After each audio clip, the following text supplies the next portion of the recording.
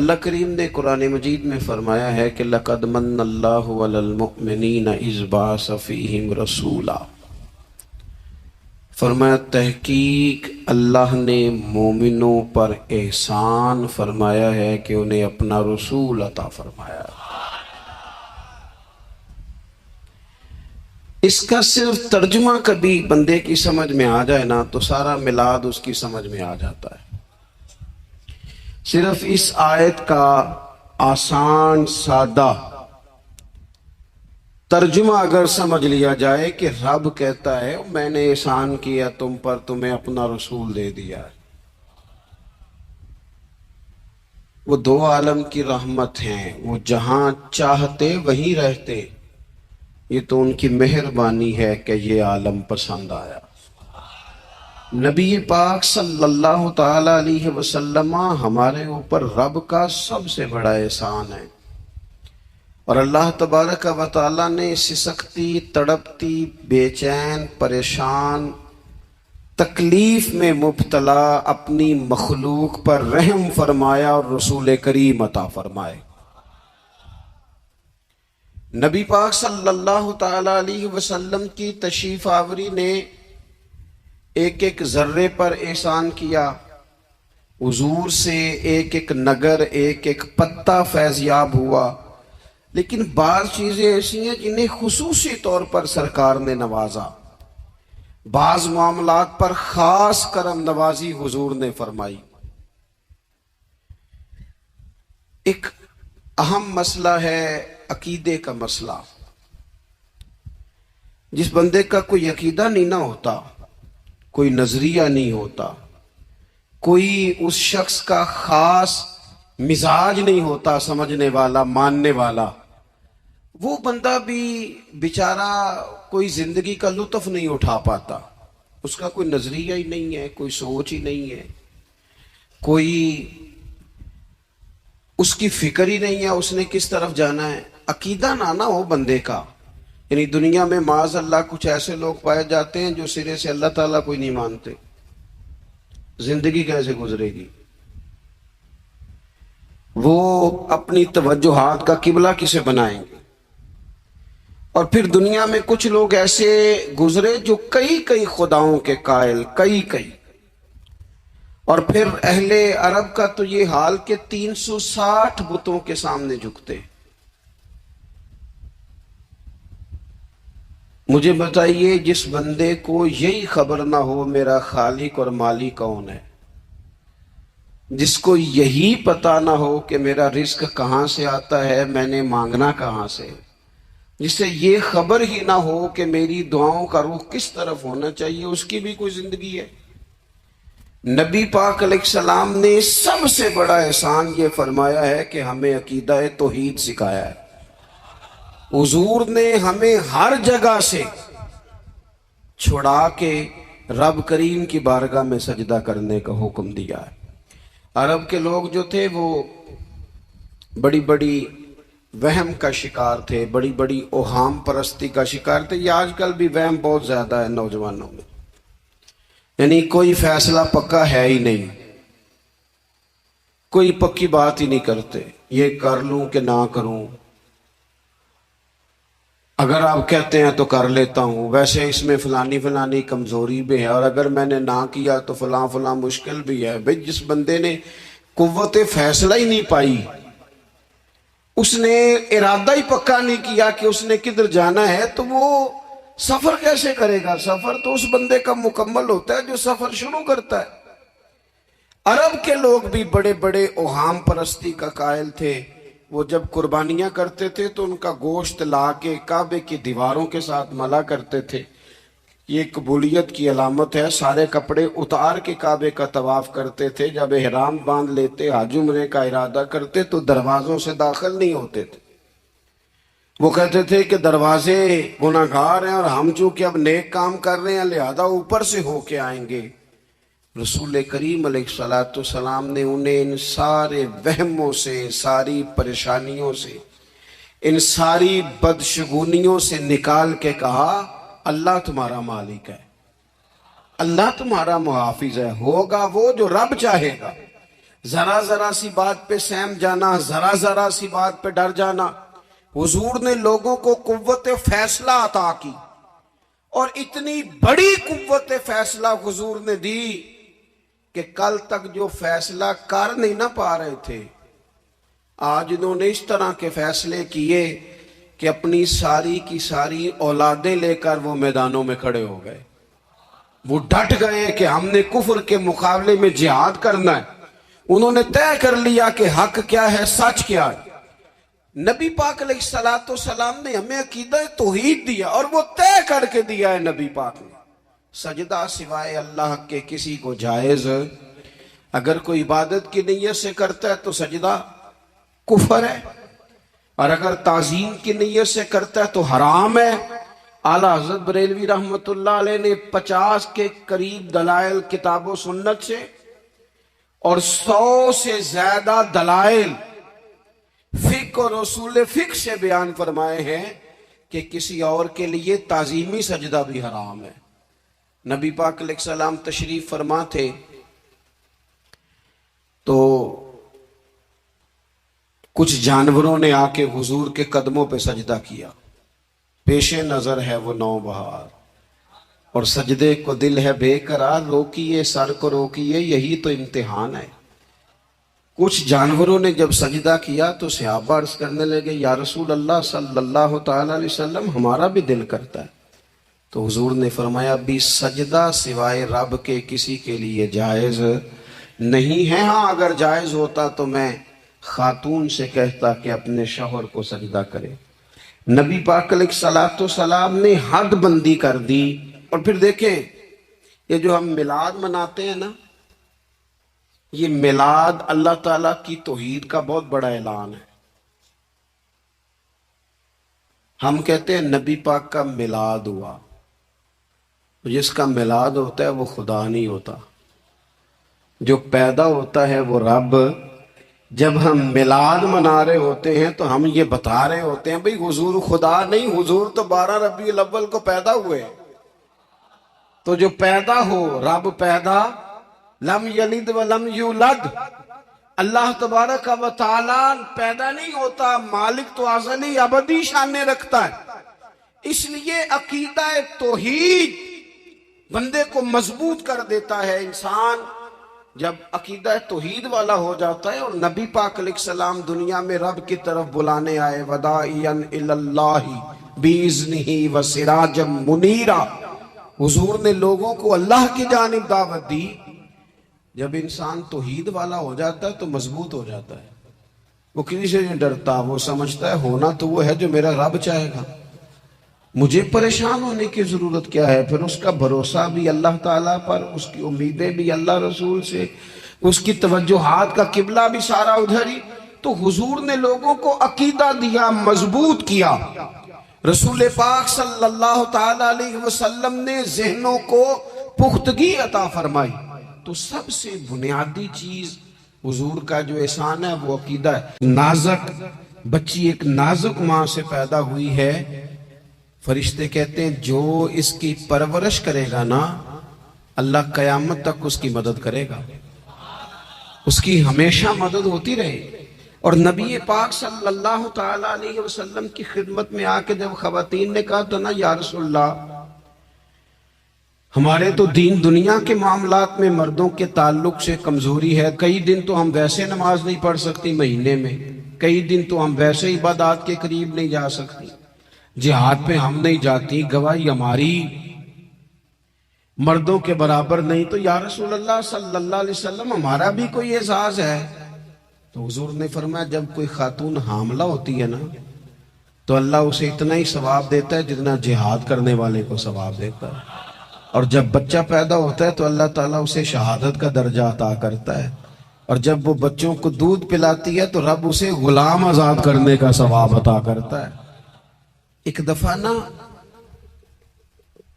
नबी पाक सल्लल्लाहु ताला अलैहि वसल्लम की खिदमत आली मर्तबत में हजरत आयशा सिद्दीका रदी अल्लाह ताला अन्हा ने एक वाक़या अर्ज किया। अर्ज की, हुजूर आज मेरे साथ अजीब मामला हुआ। मैं घर में अकेली थी तो एक खातून 2 बेटियों समेत आई।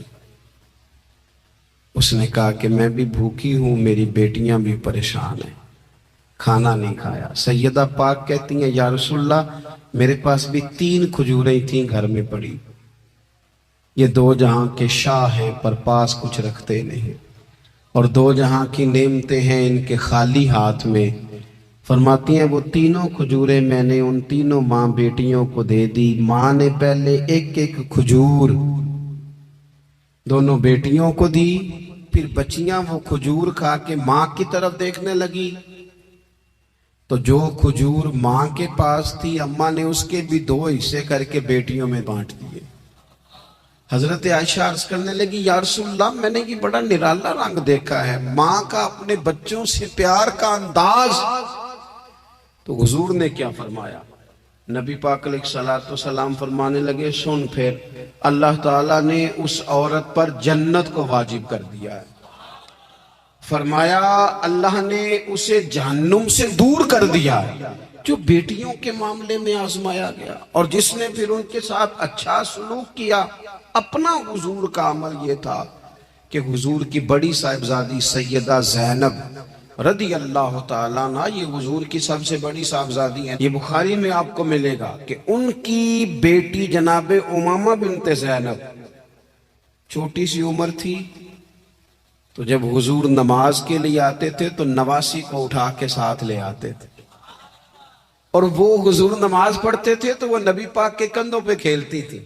हुजूर ने अमलन बेटियों से प्यार करना सिखाया, बेटियों से मोहब्बत करें, बेटियों से प्यार करें।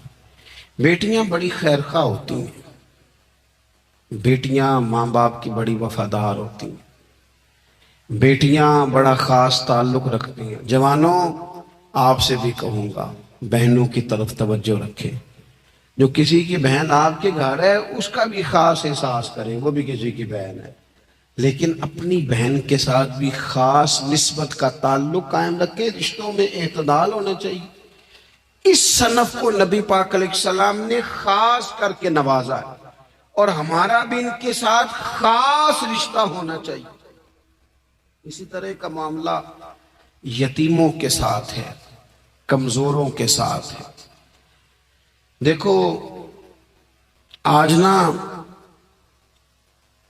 हमारे यहाँ कमजोरों, गरीबों, मिस्कीनों, यतीमों की मदद तो की जाती है, लेकिन उन्हें लोग अपने माहौल का हिस्सा नहीं बनाते।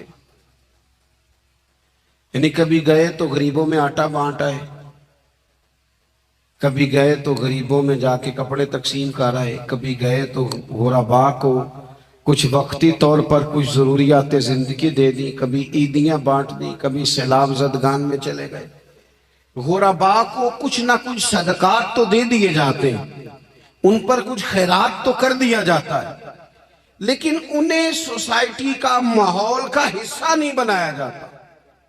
ऐसा नहीं होता कि उन गुरबा के बच्चों को उठा के बड़े शहरों में लाया जाए, उनकी तालीम का ख्याल किया जाए, उन्हें अपने माहौल में रखा जाए, उनकी बेहतरीन परवरिश का बंदोबस्त किया जाए। कायनात में बड़े लोगों ने काम किया वेलफेयर का, बड़े लोगों ने गरीबों के साथ ताउन किया, बड़े लोगों ने मोहब्बत की, सब काबिल तारीफ है। लेकिन हमने ये किया कि उनकी इमदाद तो की, लेकिन उनकी महरूमियों का इजाला नहीं किया। और वो इमदाद ले रहे थे तो उनकी पिछली नस्ल भी इमदाद ले रही थी, ये नस्ल भी इमदाद ले रही, और खुदा ना करे कि अगली नस्ल को भी इमदाद लेना पड़े। मेरे नबी पाक सल्लल्लाहु ताला अलैहि वसल्लम का अंदाज कुछ इस तरह का है कि इमाम बहकी ने लिखा है, हजरत बशीर बिन उकबा रदी अल्लाह ताला अन्हु कहते हैं मेरे वालिद इंतकाल कर गए थे और मैं एक जगह पे बैठकर रो रहा था कि नबी पाक सल्लल्लाहु ताला अलैहि वसल्लम मेरे करीब से गुजरे।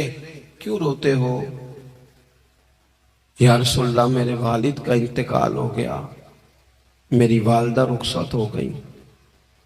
तो ये हमें हुजूर ने सबक दिया है, ये यतीमों गरीबों का ख्याल रखने का ये भी एक नुक्ता, ये भी अंदाज है। कायनात का बड़े से बड़ा दर्द दिल रखने वाला बंदा यहां तक नहीं जा सकता जो मेरे रसूल करीम ने बयान फरमाया कहते हैं नबी पाक अलैहिस्सलाम फरमाने लगे, बशीर बिन उकबा, क्या तू इस बात पर राजी नहीं कि मैं तेरा बाप हूं और आयशा तेरी मां हो? आना, तुझे हम शामिल कर लें अपने घराने में, आ जाना, मुकम्मल तेरे मामलात का ख्याल किया जाए, तू आ जा। इतना बड़ा दर्जा। नबी पाक ने तो हजरत सलमान फारसी के बारे में भी फरमाया कि मैंने उन्हें अपनी अहले बैत में शामिल कर लिया। रसूलुल्लाह सल्लल्लाहु ताला अलैहि वसल्लम गुरबा के लिए, मसाकीन के लिए, यतीमों के लिए, नादारों के लिए जो खास एहसान बन के आए, वो ये वाला लहजा नहीं कि हम मुतमइन हो गए कि ठीक है हम गए तो थे, इतना पैकेट बांट तो आए, इतना कुछ हमने दे तो दिया, फलाना काम कर तो लिया, और वैसे वो भी कब तक किया जब तक खबरें तेज थी। हमारे मुल्क में सैलाब आया, मीडिया ने खबर दी, शोर हुआ, लोगों ने बड़ी कोशिश की, अल्हम्दुलिल्लाह बड़े अच्छे जज्बात का इजहार किया, ढेर सारे लोग वहां गए। मैं आपसे पूछता हूं कि क्या सैलाब ज़दगान सारे अपने अपने घरों में चले गए? उनके घर बन गए, लेकिन हमारे जज्बे क्यों ठंडे हो गए? इसलिए कि खबरें ठंडी हो गई। हम तो चलते हैं ट्रेंड के साथ कि आजकल ट्रेंड क्या है। अगर खबर इधर की है तो ज़ौक़ इधर का है, खबर उधर की है तो ज़ौक़ उधर का है। देर पा काम करना और खास जज्बात पैदा करना इन लोगों के लिए। हजरत सैयदना अब्दुल्ला बिन अबी औफा रज़ी अल्लाह तआला अन्हु रवायत करते हैं, एक यतीम बच्चा आया था, उसने अर्ज की, हुजूर मेरी मां भी भूखी है और मेरी एक कमशीरा है वो भी भूखी है, ए रोटी दा दुख ना पूछो, रोटी ते बंदा खा जाती है। ये जो भूख होती है ना, भूख,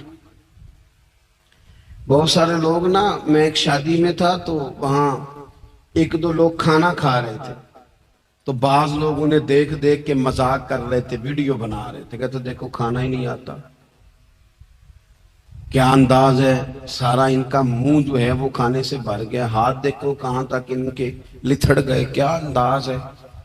तो मैंने कहा तुम उनके कपड़े भी तो देखो ना, अंदाज, बैठना उठना, कपड़े पहनना, ये गरीबी का पता देते हैं। भूख जब तेज लगी हो फिर खाने के आदाब लोगों को याद नहीं रहते। गुर्बत ने मेरे बच्चों को तहजीब सिखा दी, अब वो सहमे हुए रहते हैं, शरारत नहीं करते। वो अजीज, होता यह है कि जब इंसान को भूख शदीद लगी हो ना, फिर उसे डॉक्टर की हिदायत नहीं याद रहती, फिर तो पेट की आग बुझाने को लोग दौड़ते हैं। तो कहते उस बच्चे ने आके अर्ज की, या रसूल अल्लाह सल्लल्लाहु ताला अलैहि वसल्लम, मां भी भूखी है, बहन भी भूखी है। हुजूर ने ना उसे 21 खजूरें अता फरमाई, फरमाया 7 तेरी, 7 तेरी बहन की, 7 तेरी वालदा की। और ये हुजूर ने 21 खजूरें दी हैं, ये नबी पाक ने 21 दी है। हाँ, ये हुजूर ने 21 दी, और हुजूर तो इशारा भी कर देना तो फिर रोटी सारी जिंदगी खत्म नहीं होती। हजरत अबू हुरैरा को भी मिली थी, फरमाते हैं मैं कई साल खाता रहा, 1 किलो खजूरें थी पर खत्म ही नहीं हुई। 21 खजूरें हुजूर ने दी। हजरत मुआज इब्न जबल रज़ी अल्लाह तआला अन्हु उठे और दौड़ के जाके ना उस यतीम के सर पे हाथ फेरा और कहने लगे, पुत्र अल्लाह तुझे अपने वालिद का जानशीन बनाए। तो हुजूर फरमाने लगे, माज ये तुमने क्या किया? अर्ज की, हुजूर उस बच्चे की बात सुन के मेरा दिल भर आया है, मोहब्बत ने अंगड़ाई ली है तो मैंने यतीम के सर पे हाथ फेरा है। ये देखो हुजूर का रिश्ता। नबी करीम फरमाने लगे, सुन, फिर जिसने किसी यतीम के सर पर मोहब्बत से हाथ ही फेर दिया ना, तो अल्लाह हर बाल के बदले उसे एक नेकी भी अता करेगा, एक गुनाह भी माफ करेगा और एक दर्जा भी बुलंद फरमाएगा। चलो हाथ ही फेर दिया, तूने कुछ तो किया यतीम के साथ, तेरा कोई तो उससे रिश्ता हुआ। और तीसरा तबका है गुलामों का, मिस्कीनों का, गरीबों का। मैं और आप उस मुल्क में रहते हैं जहां कुछ लोगों को खाना भी नहीं वक्त पे मिलता, और कुछ लोग 5 लाख रुपया गाड़ी का इसलिए इजाफी दे देते हैं कि मुझे जरा ना न्यू मॉडल जल्दी चाहिए। ये संभाल के रखा हुआ है कि जो इजाफी चीजें हैं ना, इजाफी, मेरा वैसे तजर्बा नहीं है और ना मैंने ज्यादा गहराई से देखा है, बस मुझे बताया गया है, और पता नहीं अब बात दुरुस्त है कि नहीं, मुझे बताया गया है कि पहले लड़कियां ब्यूटी पार्लर जाती थी, अब सुना है लड़के भी जाते हैं। अब खुदा जाने ये बात सच है कि गलत है। ये जो इजाफी अखराजात है ना, ये अगर हम थोड़े समेट ले, यानी मौला अली शेर खुदा करम अल्लाह ताला वजहुल करीम मजदूरी करके निकले तो 2 किलो खजूरें थी, हुजूर बस फरमाने लगे 1 किलो मेरे बच्चे खाएंगे और किलो मदीने के गरीब बच्चे खाएंगे, यानी कुल 2 किलो जाहिरी तौर पर खजूरें हैं, उसमें भी दूसरों का हिस्सा। हमारे पास जो माल आता है, अगर थोड़ा सा ना हम उसे ये ना समझ लें कि मेरा ही हक है, किसी को इसमें से एक लुकमा भी नहीं मिलना चाहिए। अगर हम थोड़ा सा ना दिल कुशादा करें तो 3 लोगों का खाना 4 भी खा सकते हैं, 4 का खाना 5 भी खा सकते हैं, 6 का खाना 7 का खाना 10 भी खा सकते हैं। शर्त यह है कि दिल कुशादा हो। दिल दरिया ते समुद्रों डूंगे, कौन दिला दिया जाने, थोड़ी सी ना कुशादगी पैदा की जाए। हजरत अब्दुल्ला इब्ने उमर कहते हैं नबी करीम अलैहिस्सलाम के पास ना 10 दिनार थे। वैसे तो कायनात ही मेरे नबी की मुट्ठी में है, लेकिन जाहिरी तौर पर 10 दिनार थे। हुजूर एक दुकान पे गए, 4 दिनार का हुजूर ने एक जोड़ा खरीदा, कपड़े खरीदे, वो कमीज हुजूर ने पहनी तो एक अंसारी आगे बढ़ के अर्ज करने लगे, हुजूर मेरा बड़ा दिल कर रहा है, ये मुझे नहीं दे देते आप? तो हुजूर खुश हो गए। ये मेरे महबूब का दरवाजा है कि जब कोई मांगता है तो हुजूर खुश हो जाते। नबी करीम से मांगा उस शख्स ने तो हुजूर खुश हो गए, और महबूब ने वो कुर्ता, वो कपड़े उतार के उस अंसारी को अता कर दिए, और 4 दिनार के और खरीद लिए, बाकी बचे 2 दिनार।